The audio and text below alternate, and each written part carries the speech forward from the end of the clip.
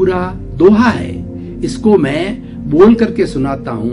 आग्रहीन गहन चिंतन का द्वार हमेशा खुला रहे, जागे स्वयं जगाए जग को, हो यह दृढ़ संकल्प हमारा, प्रभो तुम्हारे पावन पथ पर जीवन अर्पण है सारा।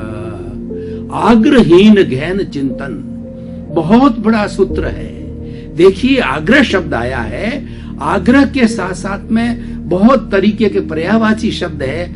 आग्रह, कुदाग्रह, हठाग्रह, और उसके बाद के अंदर जो है दुराग्रह, ऐसे बहुत से शब्द है जो कि हमें बुराइयों की ओर ले जाते हैं। ये कुरीति है, ये मानव जीवन के नेगेटिव थॉट्स हैं, तो इनको हमें छोड़ना है। तो आग्रहीन गहन चिंतन, यानी कहीं से भी अच्छे विचार आते हैं उसका हमें स्वागत करना चाहिए।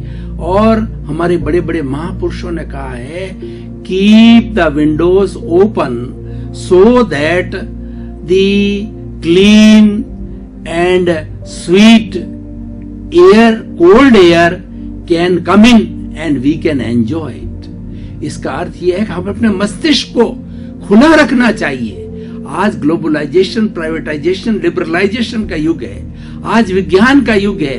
विज्ञान ने बहुत तरक्की कर ली है और हर इंसान के पास के अंदर एक विकसित दिमाग होने के कारण हर एक के अपने अपने विचार है। मुंडे मुंडे मतिर भिन्ना, हर एक के अपने अपने विचार है।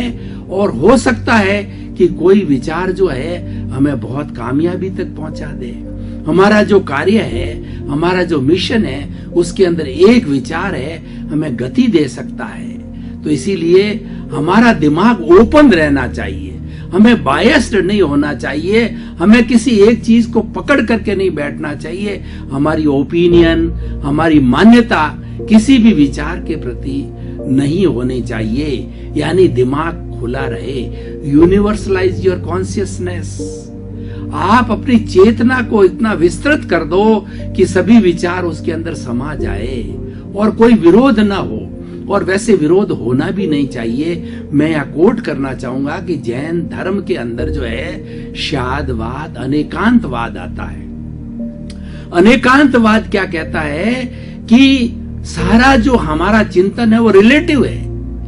किसी न किसी दृष्टि से कोई न कोई शब्द, कोई न कोई नए, कोई न कोई विचार जो है, अगर वो रिलेटिव है तो वो विचार सत्य है। और वो अगर विचार एब्सोल्यूट हो गया, अगर वह विचार एब्सोल्यूट हो गया तो वो मिथ्या हो गया, क्योंकि हमारे पास के अंदर एब्सोल्यूट नॉलेज नहीं है और ये सारी दुनिया रिलेटिविटी पे चलती है। आइंस्टीन ने theory the, theory of relativity. सारी दुनिया, सारा ब्रह्मांड रिलेटिविटी से चलता है। तो हमारे विचार भी अगर रिलेटिव हैं तो सत्य हैं, और अगर वो एब्सोल्यूट है तो मिथ्या है। एब्सोल्यूट जहां आ जाता है वहां आग्रह हो जाता है। मैंने कहा वह ही, ये जो ही और भी का जो अंतर है, ये आग्रहीन गहन चिंतन का द्वार खोलता है। कोई व्यक्ति कहता है कि मैंने कहा वही सही है, मेरी आइडियोलॉजी सही है, मेरा कॉन्सेप्ट ही सही है, मेरा धर्म ही सही है, यहाँ आग्रह है। और एक ये कहता है कि भाई ये मेरा विचार है, मेरा चिंतन है, मेरी आइडियोलॉजी है, मेरा रिलीजियन है, आप एक्सेप्ट करें या ना करें आपकी मर्जी है। तो वो रिलेटिव बात करता है तो वह सत्य है। और जो कहता है, ही कहता है कि मेरा ही सही है, वो एब्सोल्यूट होते अगर 100% करेक्ट हो तो भी मिथ्या कहलाता है। ये थ्योरी ऑफ नॉन एब्सोल्यूटिज्म है, अनेकांतवाद है। अनेकांतवाद एक सिद्धांत है और शादवाद उसकी मेथोडोलॉजी है। शादवाद को अनेकांतवाद को, सिद्धांत को हम प्रैक्टिकल रूप के अंदर शादवाद के जरिए प्रस्तुत करते हैं। जैसे कि ये रास्ता बॉम्बे को जाता है, ये रास्ता बॉम्बे के साथ साथ में सूरत भी जा सकता है, अहमदाबाद भी जा सकता है।